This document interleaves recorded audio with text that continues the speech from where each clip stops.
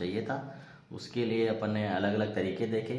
इसमें अपन ने देखा कि टेम्परेचर का इफेक्ट देखा कंडक्टिविटी पे, टेम्परेचर इफेक्ट ऑन कंडक्टिविटी।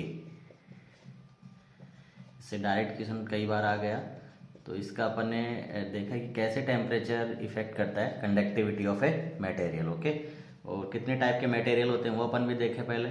उनमें से सेमीकंडक्टर एक मटेरियल निकला। फिर सेमीकंडक्टर की जो मेन इंपॉर्टेंट कैरेक्टरिस्टिक थी वो थी इसकी कंडक्टिविटी। किसी भी मटेरियल को अपने को इलेक्ट्रॉनिक्स पार्ट में उसकी कंडक्टिविटी से लेना देना है। तो इसकी कंडक्टिविटी बढ़ाने के लिए अपने पास तरीका था टेम्परेचर। तो टेम्परेचर से खास नहीं बढ़ी, तो दूसरा जो तरीका था वो अपना था डोपिंग। डोपिंग करते हैं इसलिए कि उस मटेरियल की कंडक्टिविटी को इंक्रीज कर सके। ठीक है, डोपिंग किया। डोपिंग करने से फिर मटेरियल अलग टाइप का बन गया, उसका अलग नाम दिया, एन दिया, एन पी टाइप दिया। जैसे डोपिंग किया तो मटेरियल कुछ अलग बन गया, तो अलग उसको नाम देना पड़ा, एन और पी। जब डोपिंग इसका नामकरण ये डिसाइड हुआ कि कौन से एलिमेंट की अपन डोपिंग कर रहे हैं, फिफ्थ ग्रुप और थर्ड ग्रुप की। फोर्थ ग्रुप वाले खुद सेमीकंडक्टर हैं, थर्ड वाले की किया, फिफ्थ वाले की किया। फिफ्थ वाले की किया तो एन बन गया, थर्ड वाले की किया तो पी टाइप का सेमीकंडक्टर बन गया। ठीक है, और इसमें फिर अपन ने इनकी देखा कि एन और पी में जो मेजोरिटी और माइनॉरिटी कैरियर हैं वो क्या होते हैं और उनकी कंसंट्रेशन क्या होती है। ठीक है, मेजोरिटी और माइनॉरिटी कैरियर की कंसंट्रेशन देखा। कैरियर जो है अपने दो ही हो सकते हैं, इलेक्ट्रॉन और होल। दो कैरियर होते हैं इनमें, one is the electron, other one is the hole. तो इनकी जो कंसंट्रेशन है ये अपने को फाइंड आउट करने को बोल देते हैं कि this is the my semiconductor material, और अपन ने इसका डोपिंग किया थर्ड ग्रुप के एलिमेंट से, और जो डोपिंग कंसंट्रेशन है वो भी दे दिया। मान लो एन ए बोलते हैं, थर्ड ग्रुप वालों को एक्सेप्टर बोलते हैं और उनको डोनर बोलते हैं, एन डी से रिप्रेजेंट करते हैं। एन ए एन डी दे देंगे तो फिर एन एंड पी पूछेंगे, जो डोपिंग के बाद electron concentration and hole concentration. ये भी अपन ने देखा कि कैसे डोपिंग के बाद इलेक्ट्रॉन और होल कंसंट्रेशन चेंज होता है और वो कितना होता है और वो कैसे निकालना है, इसके बारे में अपन ने देख लिया। ठीक है, तो कंसंट्रेशन देख लिया। कंसंट्रेशन देखने का मतलब था कि कंसंट्रेशन कितनी होती है उसके आधार पर ही अपन उसकी कंडक्टिविटी बता पाएंगे। कंडक्टिविटी जो है वो अपन तभी बता पाएंगे। तो कंडक्टिविटी को अपन सिग्मा से रिप्रेजेंट करते हैं, ये अपने को मालूम है इसके फॉर्मूले में, N mu N plus P mu P into Q.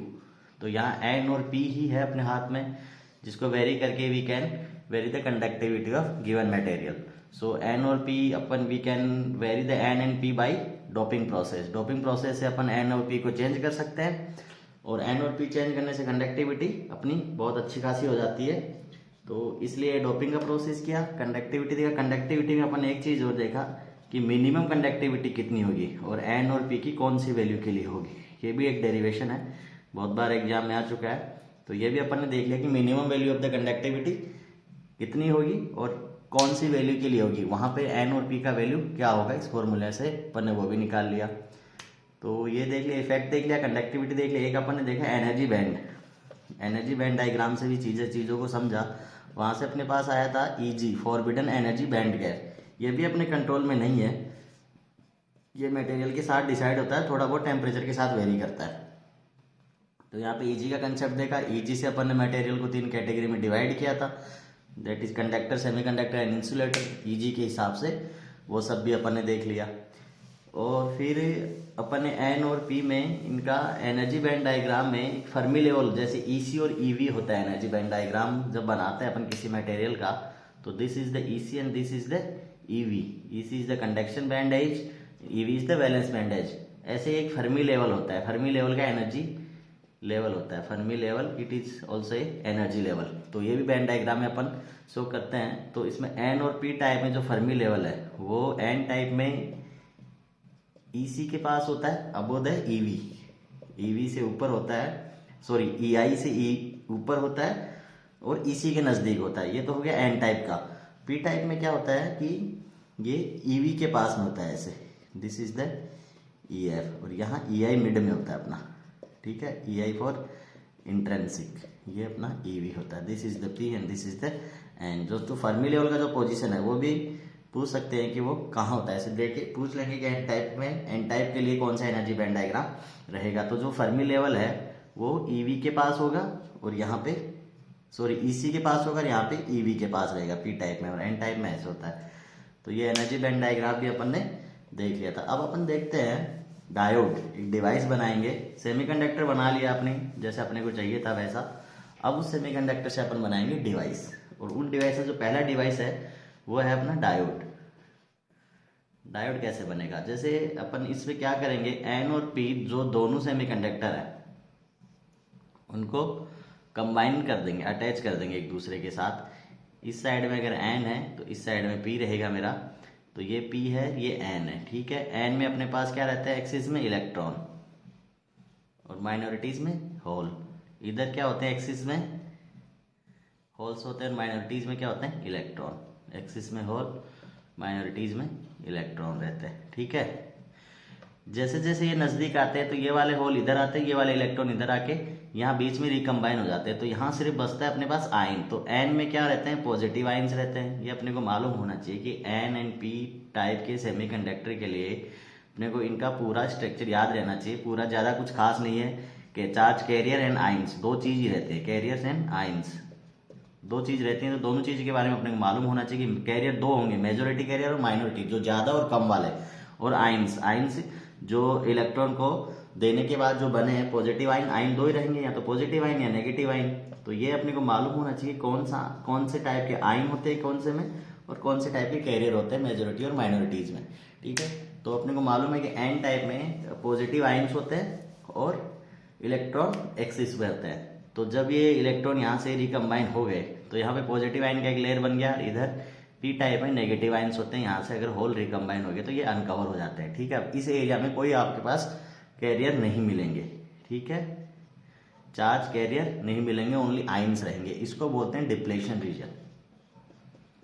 तो क्या बोलते हैं, डिप्लेशन रीजन। और इस पे बहुत बार क्वेश्चन आ चुके हैं अपने पास, ठीक है। डिप्लेशन रीजन, इसको डब्ल्यू से रिप्रेजेंट करते हैं। तो इस डब्ल्यू जो विड्थ है इसकी, इसके बारे में पूछा गया है कि ये कब बढ़ेगी, कब घटेगी, कब कितनी होगी, किसकी साइड में कितनी जाएगी। ये एन टाइप के साइड में भी जाएगी और पी टाइप के साइड में भी जाएगी। एन टाइप वाले को डब्ल्यू एन, तो पी टाइप वाले को डब्ल्यू पी। अगर मिड मेरा पॉइंट ये है तो this is the my mid point. Mid point मतलब इससे पहले इधर एन है, इसके बाद इधर पी है, ठीक है। तो जैसे ये प्लस का इधर बन गया तो इधर से आने वाले होल को ये रिपेल करेगा, तो होल इधर नहीं आ पाएगा, और ये नेगेटिव वाले इधर वाले इलेक्ट्रॉन को उधर नहीं जाने देंगे। तो इसके बाद जो इलेक्ट्रॉन और होल का जो मूवमेंट था वो स्टॉप हो जाएगा एक पॉइंट के बाद। डिप्लेशन रीजन फॉर्मेशन के बाद में इलेक्ट्रॉन का मूवमेंट इधर नहीं हो पाएगा, होल्स का मूवमेंट इधर नहीं हो पाएगा, ठीक है। क्योंकि ये लेयर बन जाएगी, जो पॉजिटिव लेयर बन गई एन में वो इधर से आ रहे हैं इलेक्ट्रॉन को, होल्स को अपोज करेगी, और इधर जो नेगेटिव लेयर बन गई वो इधर से आ रहे हुए इलेक्ट्रॉन को अपोज करेगी। तो एक टाइम के बाद इनका फ्लो है, जो मूवमेंट है वो स्टॉप हो जाएगा, रुक जाएगा। तो ये अपना एक डायोड बन गया। डायोड का इंटरनल स्ट्रक्चर ऐसा होता है, फिर इसको पूरे को अपन ऐसे रिप्रेजेंट कर देते हैं। ये डायोड का, this is the symbol for diode, जिसमें मेरा ये पी साइड है, ये एन साइड है, ठीक है। इसको एनोड पॉइंट भी बोल देते हैं, इसको कैथोड, ठीक है। ये खास की बात नहीं है, लेकिन ऐसा बोलते हैं कि फॉरवर्ड बायस और रिवर्स बायस में काम आता है। तब अब क्या हो गया कि ये तो बन गया, कोई फ्लो भी नहीं हो रहा, तो किसी काम का नहीं। तो इसमें फिर क्या करेंगे कि ये काम कर है, इसलिए इसमें इसके अक्रॉस अपन we will connect a battery. Battery इसके अक्रॉस कनेक्ट करेंगे। तो बैटरी कनेक्ट करने के बाद अपन इसमें देखेंगे कि अब क्या हो रहा है इसमें, ठीक है। बैटरी कनेक्ट करने के बाद जब अपन देखेंगे कि अब क्या हो रहा है, तो मैंने ये पॉजिटिव टर्मिनल इधर लगाया बैटरी का पी टाइप में, यहाँ पे पॉजिटिव टर्मिनल है, ठीक है। यहाँ ये पॉजिटिव टर्मिनल मैंने लगा दिया, इधर ये नेगेटिव टर्मिनल है। तो ये जो पॉजिटिव टर्मिनल है ये इन होल को अपोज करेगा, और ये नेगेटिव टर्मिनल है वो इन होल को इधर अट्रैक्ट करेगा, ठीक है। और सेम वे में नेगेटिव टर्मिनल इधर जो ये जो पॉजिटिव टर्मिनल है इधर, ये पॉजिटिव टर्मिनल से मैंने कनेक्ट कर दिया इसको, और इधर नेगेटिव टर्मिनल से कनेक्ट कर दिया, ठीक है। अब नेगेटिव टर्मिनल क्या करेगा,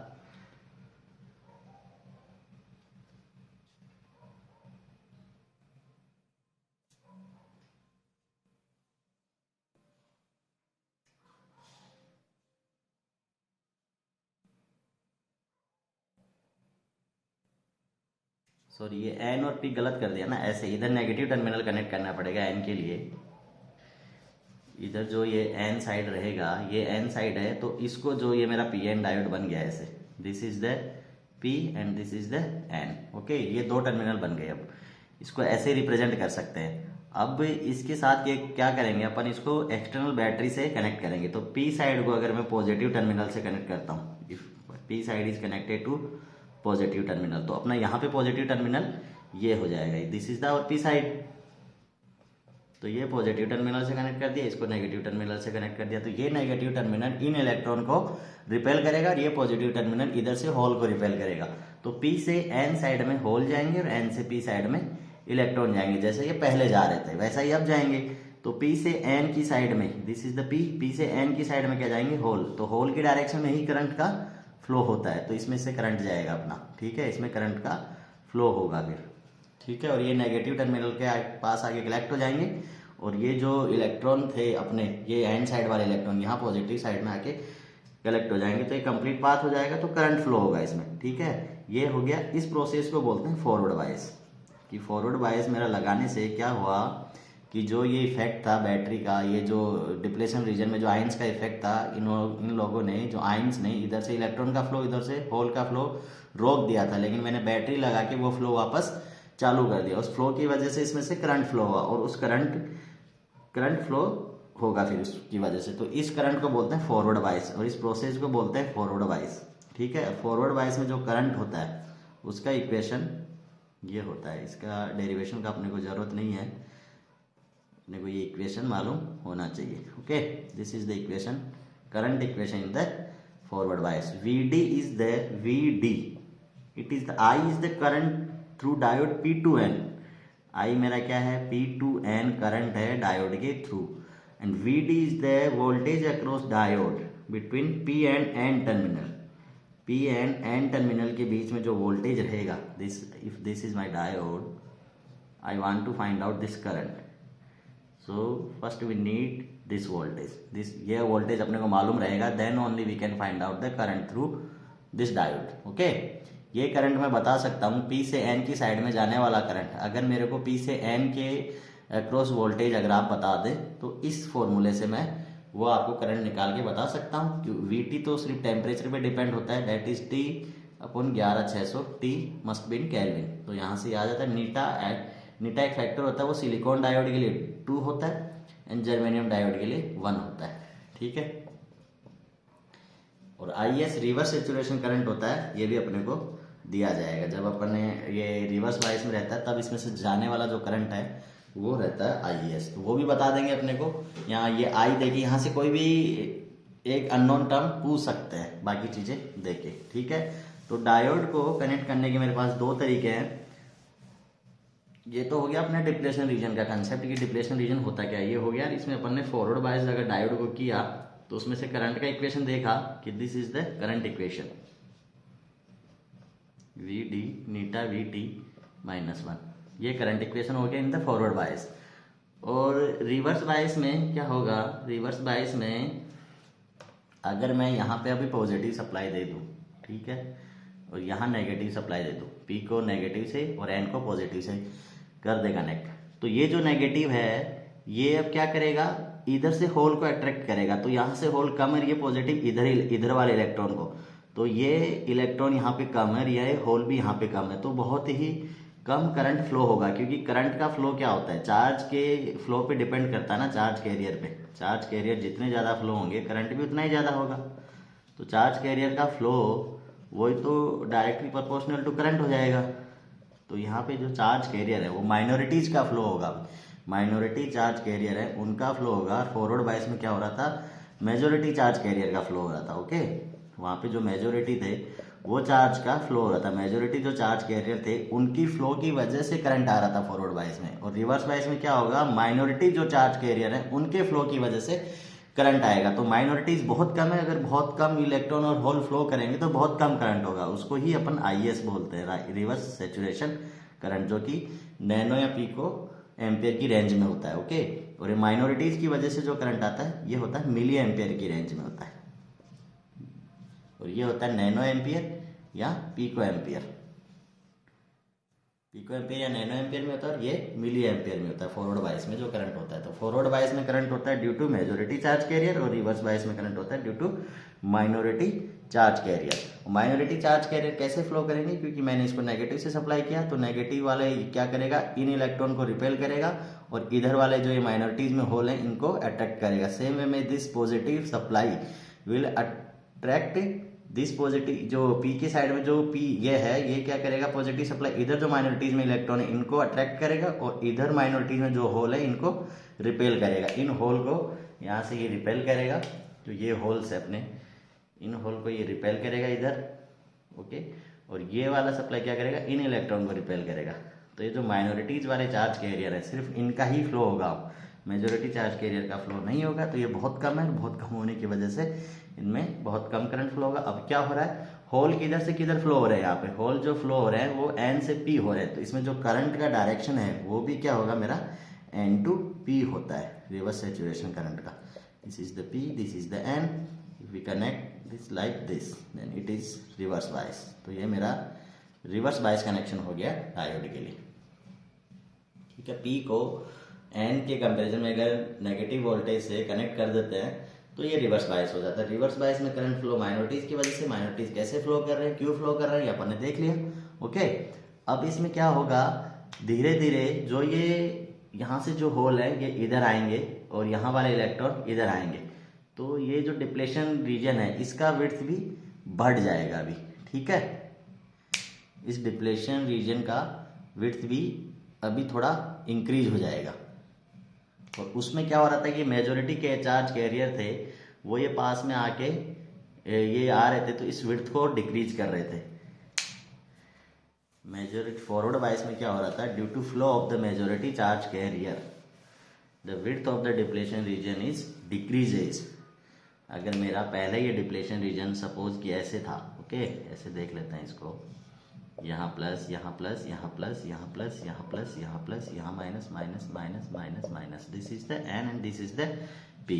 और यहाँ बहुत सारे इलेक्ट्रॉन थे, ठीक है, ऐसे इलेक्ट्रॉन थे, इधर होल थे। तो ये बना कैसे था, इधर के इलेक्ट्रॉन इधर गए, इधर के होल इधर आए, आपस में रिकम्बाइन हो गए इस रीजन में, तो ये अनकवर्ड आयंस बच गए। तो ये एक ये लेयर बनने के बाद ये रुक गया था, लेकिन मैंने बाहर से सप्लाई जैसे अप्लाई किया वापस ये फ्लो स्टार्ट हो गया। वापस ये फ्लो स्टार्ट हो गया तो यहाँ पे अब इलेक्ट्रॉन आ गए, ठीक है, यहाँ पे होल्स आ गए, ओके। तो ये जो रीजन था पहले इतना रीजन, अब डिप्लेशन रीजन का इतना ही रीजन बचेगा, ठीक है। तो ये क्या हो गया, जो विड्थ था ये डिक्रीज हो गया, पहले ये विड्थ इतना था, अभी ये विड्थ इतना ही बचा है। तो इन the forward bias width of depletion region is decreases, width of depletion region is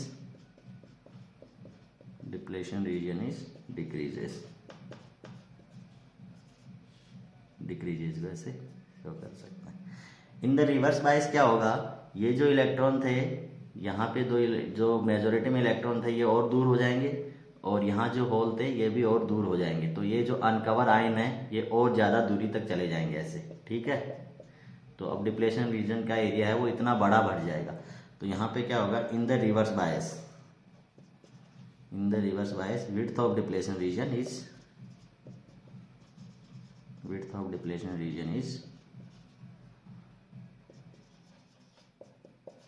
increases, ठीक है। डिप्लेशन रीजन का विड्थ इंक्रीज हो जाता है और यहाँ डिक्रीज होता है, एक चीज तो ये होगी। अब फॉरवर्ड बायस में current due to majority charge carrier, current due to flow of majority charge career,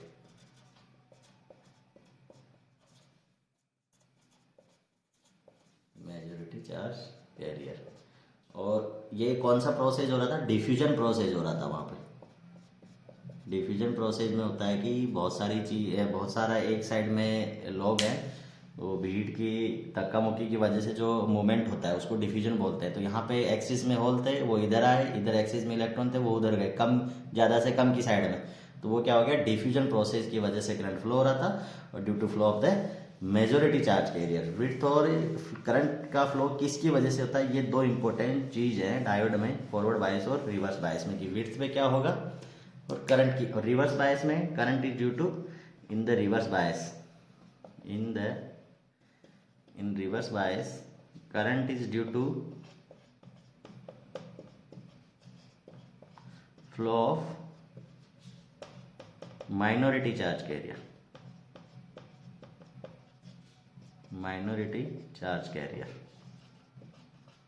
ये जो माइनॉरिटीज में थे चार्ज कैरियर उनकी वजह से हो रहा था। ये प्रोसेस जो था उसको ड्रिफ्टिंग प्रोसेस बोलते हैं, जबरदस्ती खींचने वाला, ड्रिफ्ट कर रहे थे वो, ठीक है, किसी फोर्स की वजह से ड्रिफ्ट कर रहे थे, तो वो ड्रिफ्टिंग की वजह से हो रहा था और वहाँ डिफ्यूजन की वजह से हो रहा था। और डिप्लेशन रीजन का देख लिया अपन ने, ठीक है। और डायोड में करंट का इक्वेशन देख लिया कि ये मेरा डायोड है, अगर ये मेरा वोल्टेज इसमें मुझे मालूम है, then I can find out this current through diode, that is by this equation.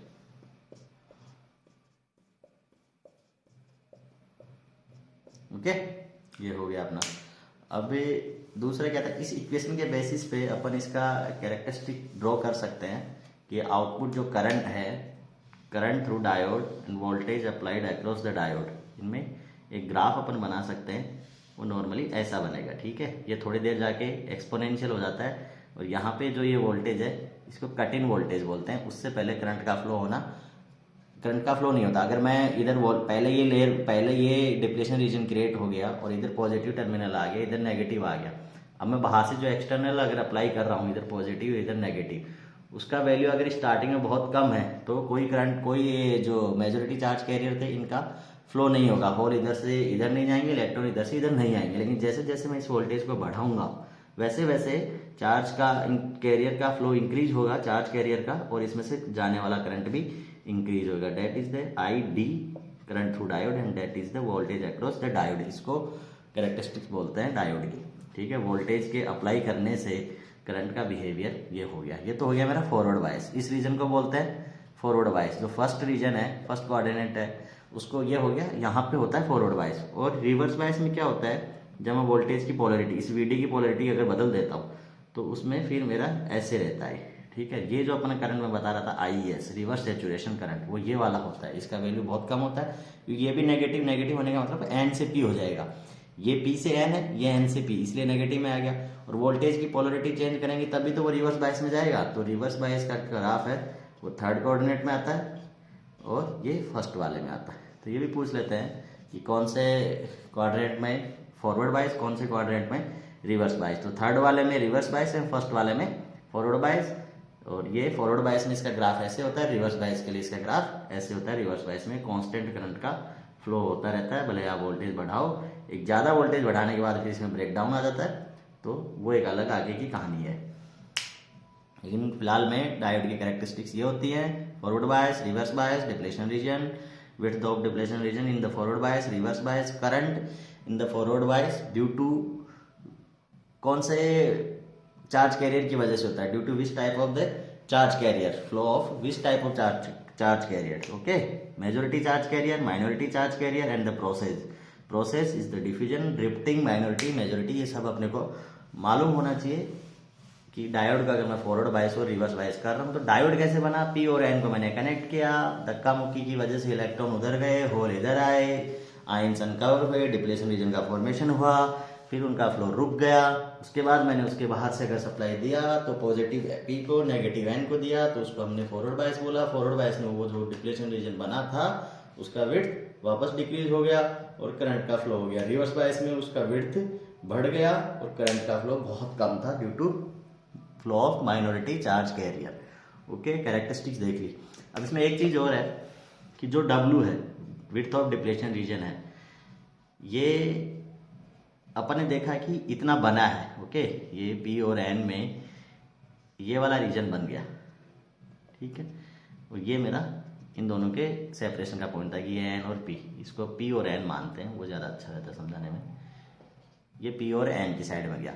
अब ये तो बोलूँगा मैं, इसको WP या XP से बोलते हैं। ओके, इसको बोलते हैं WN या XN से बोलते हैं। ये जो टोटल विड्थ है इसको बोलते हैं W। अब होता क्या है कि इनमें कई बार पूछ लेते हैं कि WP और WN में कौन सा बड़ा कौन सा छोटा होगा, ठीक है। तो जितनी ज़्यादा डोपिंग होगी उतनी ही विड्थ कम होगी। डोपिंग का मतलब क्या हुआ कि वहाँ पे जो ये आयंस हैं, ये जो चार्ज कैरियर है वो बहुत ज़्यादा है, ठीक है। यहाँ पे ये है और इधर क्या है कि मेरे पास दो हैं ये, और इधर ही मान लो 4 है, इतनी डोपिंग है, और इधर 2 आयन है और फिर 2 ही होल है। इधर ऐसे है सीन, ठीक है। तो इन 4 इलेक्ट्रॉन को बैलेंस करने के लिए इधर से 4 होल आए। ओके, इधर से 4 होल आएंगे, है ना। जब ये 4 होल इधर आए, 4 इलेक्ट्रॉन इधर गए, तो इतना सारा एरिया अनकवर हो गया। और यहाँ पे Na बोलते हैं इसको acceptor concentration, Nd doping donor concentration, ठीक है। अब यहाँ से क्या दिख रहा है अपने को, Na कम है Nd से, Na कम है Nd से, ठीक है। डेंसिटी Na की कम है ना, ये बहुत कम है, ठीक है। इतने सारे एरिया में मिला के अपने को 4 मिले, और यहाँ पे कम, ये 4 एग्जाम्पल के लिए बोला है, यहाँ पे इतने से एरिया मिल गए। तो Wn एंड Wp, इनमें क्या रिलेशन होगा, Wn will be less than Wp। तो जिसका कंसंट्रेशन ज़्यादा है उसकी साइड में विड्थ कम है, ये रिलेशन ध्यान में रखना है। जिसका कंसंट्रेशन ज़्यादा है तो डिप्लेशन विड्थ जो है ये directly inversely proportional to doping. जिसका डोपिंग ज़्यादा उधर डिप्लेशन रीजन का विड्थ कम रहेगा। तो ये चीज़ भी हमेशा ध्यान रखना, depletion width region is inversely proportional to doping. W is inversely proportional to doping. If acceptor concentration is greater than donor concentration, then depletion region in P type will be less than in N type. Na ज़्यादा है तो Wp क्या होगा, कम होगा, okay. ये relation हमेशा याद रखना। और यहाँ से अपन क्या निकाल सकते हैं कि Wp इज इन्वर्सली प्रोपोर्शनल आएगा, ये Nd Na plus Nd into W इस रेशियो में जाएगा, और Wn क्या हो जाएगा, Na उल्टा आएगा, Na Wn N में डिप्लेशन विड्थ, तो Na एक्सेप्टर से मल्टीप्लाई करेंगे टोटल जो विड्थ है उसको Na प्लस Nd। यहाँ से कुछ भी देखे अपने से कुछ भी ये लोग पूछ सकते हैं, तो ये भी फॉर्मूला अपने को याद रहना चाहिए, ठीक है। अगर कोई दो चीज़ है उनमें अगर उनके रेशियो में बढ़ती है चीज़, तो जैसे register divider voltage division rule है बिटवीन टू रेजिस्टेंस, तो ये ऐसे आ जाता है ना V अक्रॉस R1, वैसे ही सेम ये है depletion width in the P type. यहाँ डायरेक्टली प्रोपोर्शनल होता है तो R1 ऊपर आ गया, यहाँ क्या होता है, इन्वर्सली प्रोपोर्शनल होता है तो P के लिए Nd ऊपर आएगा, ओके। जैसे करंट डिवीजन लो होता है, करंट डिवीजन में I ऑफ R1 में क्या आएगा, यहाँ R2 आएगा, सेकंड वाला आएगा, okay. And then that is the total current R1 plus R2। This is the current division rule CDR and this is the voltage division rule. उसी same way में ये वाला हो जाता है। तो यहाँ से टोटल W दें और Na Nd दे दें तो मैं बता सकता हूँ कि डिप्लेशन रीजन का विड्थ P साइड में कितना होगा और N साइड में कितना होगा, ओके। ये अपन डायरेक्टली यहाँ से बता सकते हैं। जो टोटल डिप्लेशन विड्थ है वो that is WP plus Wn। तो यहाँ से अगर W दे दे तो अगर यहाँ से भी डायरेक्ट पूछ सकते हैं तो कंफ्यूज नहीं होना, यहाँ से माइनस करके अपन इजीली बता सकते हैं, ठीक है। कोई एक वहाँ से बता सकते हैं, दोनों का अलग अलग देके दोनों टोटल पूछ लें, या फिर टोटल ऐसे दे के पूछ सकते हैं, या ये रिलेशन पूछ सकते हैं। तो डिप्लेशन रीजन पे हर बार क्वेश्चन आया तो डिप्लेशन रीजन के बारे में अपने को मालूम होना चाहिए। उसमें यही आया कि इसकी विड्थ पे क्या इफेक्ट होगा, और कौन से रीजन में विड्थ ज़्यादा होगी, कौन से रीजन में विड्थ कम होगी, कितनी होगी, कौन से फॉरवर्ड बायस और रिवर्स बायस में कैसे होगी विड्थ। बस इसके अलावा इस पर कोई क्वेश्चन बनता भी नहीं है, अपन बता भी नहीं सकते, और ओके। तो ये इतना अपने को डिप्लेशन रीजन विड्थ के बारे में मालूम होना चाहिए। फॉरवर्ड डायोड का फॉरवर्ड बायस देखो एक बार मैं बता देता हूँ कि अपन ने क्या क्या इसमें डिस्कस किया, क्या क्या अपने इंपॉर्टेंट है, ठीक है। डायोड अपन ने देखा, डायोड का अपन ने सिंबल देखा, दो N और P को मैंने मिलाया तब मेरा बना ये इसको P बोलते हैं, इसको N बोलते हैं। फिर इसका बाइसिंग देखा, डिप्लेशन रीजन विड्थ का फॉर्मेशन देखा कि कैसे वो बना है, ठीक है। तो डिप्लेशन रीजन का फॉर्मेशन में फिर अपन ने Wn Wp डिस्कस किया कि ये दोनों क्या होते हैं, कौन सा ज़्यादा कौन सा कम, और कैसे कैसे निकाल सकते हैं। दूसरा फिर अपन ने देखा इसको, जब डायोड का अपन ने फॉरवर्ड बायस किया, इसको बाइसिंग करने का मतलब है बाहर से कोई वोल्टेज इसको अप्लाई किया, तो ये फॉरवर्ड बायस और रिवर्स बायस हुआ। इन दोनों केस में डिप्लेशन रीजन का विड्थ यहाँ डिक्रीज हुआ, यहाँ इंक्रीज हुआ, ओके। यहाँ पे करंट इंक्रीज होगा, यहाँ पे करंट डिक्रीज होगा। Current due to majority charge carrier, यहाँ पे माइनॉरिटी चार्ज कैरियर, माइनॉरिटी जो चार्ज कैरियर है उनकी फ्लो की वजह से आएगा। यहाँ पे डिफ्यूजन की प्रोसेस की वजह से होगा, और यहाँ पे ड्रिफ्टिंग की प्रोसेस की वजह से करंट फ्लो हो रहा था, ओके। ये फॉरवर्ड बायस और रिवर्स बायस में ये था। जो करंट का इक्वेशन था वो ये अपना ये है, Vd ध्यान रखना, it is the voltage between P and N terminal across the diode. फिर अपन ने इसका कैरेक्टरिस्टिक्स देखा कि ग्राफ कैसे बनता है, और ये इसके अलावा तो यहाँ पे कुछ था नहीं। ओके, कैसे वो डिप्लेशन रीजन में विड्थ इंक्रीज और डिक्रीज होता है, कैसे फॉरवर्ड बायस में करंट फ्लो होता है due to majority due to minority, वो भी अपन ने देख लिया है इसमें। तो डायोड के बारे में इतना अपने लिए सफिशियंट है थ्योरी के हिसाब से। ठीक है, जो सर्किट आते हैं सर्किट के हिसाब से फिर इसको अलग से देखेंगे। जब सर्किट में मैं रेजिस्टेंस, बैटरी और डायोड ऐसे में कनेक्ट कर देता हूँ, तब अगर अपने को करंट वोल्टेज बताना है तब अपन अलग से देखेंगे उसको। ओके, रेजिस्टेंस अगर बीच में आ गया तो अब देखेंगे डायोड ऑन होगा कि ऑफ होगा। फॉरवर्ड बायस में डायोड ऑन माना जाता है। डायोड सर्किट एक अलग से टॉपिक है, लेकिन डायोड का जो बेसिकली स्ट्रक्चर था, कंस्ट्रक्शन था और उसका वर्किंग था, कैसे वो काम करता है, कंस्ट्रक्शन एंड वर्किंग अपन ने देख लिया। डायोड का कंस्ट्रक्शन एंड वर्किंग, कैसे बनता है डायोड और कैसे काम करता है फॉरवर्ड बायस और रिवर्स बायस में। जब काम करता है तो उसमें क्या क्या होता है वो देख लिया। अब अगर उसको सर्किट में अपन कनेक्ट कर देते हैं तो वो एक डायोड सर्किट अलग से हो जाता है, डायोड सर्किट के नाम से अलग टॉपिक आ जाता है। ठीक है, फिर एक होता है types of diode. Types of diode में हाँ, फिर जैसे अपन ने रिवर्स बायस में, रिवर्स बायस कैरेक्टरिस्टिक्स में अपन ने देखा कि ये तो फॉरवर्ड बायस हो गया। ओके, ये जो रिवर्स बायस था ऐसे ही, फिर यहाँ अगर मैं वोल्टेज नेगेटिव बढ़ाया जा रहा हूँ तो फिर इसमें क्या आ जाता है, ब्रेक डाउन आ जाता है। तो इसको बोलते हैं ब्रेक डाउन वोल्टेज। तो ये भी एक अलग से है कि कौन कौन से ब्रेक डाउन डायोड में होते हैं, कब होते हैं, ये ब्रेक डाउन कैसे होता है और कितने टाइप के होते हैं, इनके नाम पूछ लेते हैं। और कब होता है, कौन सा कब होता है, कौन से कम वोल्टेज पे होता है, कौन सा ज़्यादा वोल्टेज पे होता है। ओके, तो दो टाइप के ब्रेकडाउन होते हैं डायोड में, एक बार देख लेते हैं। ये ब्रेकडाउन होते हैं दो टाइप के। ठीक है, एक होता है एवलांसी ब्रेकडाउन और एक होता है जीनर ब्रेकडाउन। तो इनके बारे में इतना जान लीजिए, जीनर ब्रेकडाउन और एवलांसी ब्रेकडाउन। ब्रेकडाउन में यहाँ से अगर अपन समझे तो ये क्या दे रहा है ब्रेकडाउन होने के बाद, यहाँ पे अगर इस पॉइंट पे ब्रेकडाउन हुआ और ये इधर ऐसे चलता गया तो यहाँ पे क्या हो रहा है, इसमें ये मेरा जो करंट एक्सिस है that is the I1 and I2, ये क्या हो रहा है, वेरी हो रहा है। लेकिन इसके अक्रॉस जो वोल्टेज है दैट इज फिक्स, यहाँ पे वोल्टेज फिक्स है। ओके, तो इस प्रोसेस को बोलते हैं ब्रेकडाउन प्रोसेस। ओके, तो अगर ये जीनर ब्रेकडाउन है, जीनर ब्रेकडाउन है, तो जीनर ब्रेकडाउन अगर हो रहा है तो इसको बोल देते हैं जीनर डायोड, जीनर डायोड बोल देते हैं। ओके, अब जीनर, ये दो ब्रेकडाउन है, इनके लिए अपने को जो चीज़ याद रखनी है वो रखनी है कि इनमें कंसंट्रेशन किस में ज़्यादा होती है और वोल्टेज किस में ज़्यादा होता है, कम ज़्यादा का बताना है। तो जिसका कंसंट्रेशन ज़्यादा है, डोपिंग कंसंट्रेशन अगर ज़्यादा है, इंक्रीज्ड है, तो वहाँ पे कम वोल्टेज पे ही ब्रेकडाउन, रिवर्स ब्रेकडाउन वोल्टेज क्या होगा, कम होगा अगर कंसंट्रेशन ज़्यादा है तो। ठीक है, ये चीज़ याद रखनी है। अगर कंसंट्रेशन कम है तो concentration if decreases and breakdown voltage increases. अगर कंसंट्रेशन कम है तो अपने को ब्रेकडाउन लेने के लिए उसमें ज़्यादा वोल्टेज अप्लाई करना पड़ेगा। कंसंट्रेशन अगर पहले से ज़्यादा है तो कम वोल्टेज पे ही अपने को ब्रेकडाउन मिल जाएगा। अब ये बताना है कि जीनर में कौन सा होता है, तो जीनर में क्या होता है, N+P, इस टाइप का होता है।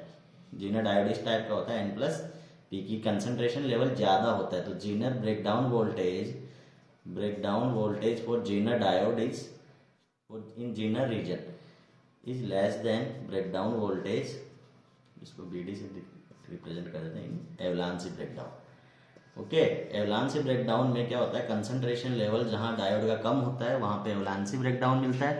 और एवलांसी ब्रेकडाउन के लिए अपने को we need more reverse bias voltage. Okay, तो अगर मेरे को जीनर डायोड का जीनर ब्रेक रीजन यहाँ मिल रहा है तो ये एवलांसी ब्रेकडाउन मेरे को यहाँ मिलेगा। ओके, यहाँ पे वोल्टेज अब इंक्रीज वोल्टेज पे मिलेगा और जीनर क्या हो रहा था, कम वोल्टेज पे ही जीनर ब्रेकडाउन मिल रहा था, अब ज़्यादा वोल्टेज पे एवलांसी ब्रेकडाउन मिलेगा।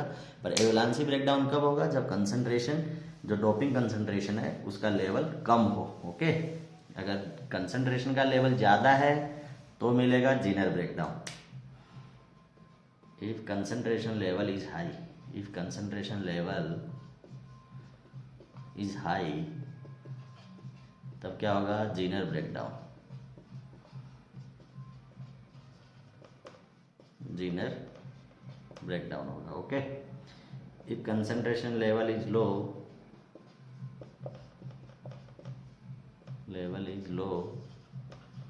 तब क्या होगा, avalanche breakdown, avalanche breakdown. Breakdown voltage for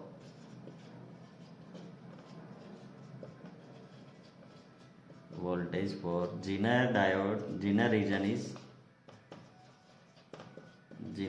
is low as compared to, for Zener breakdown voltage for Zener breakdown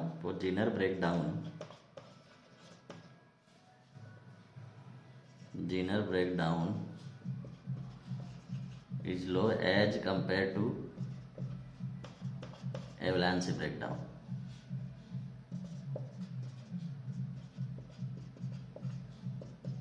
avalanche breakdown. बस ये दो पॉइंट है इस ब्रेकडाउन के बारे में।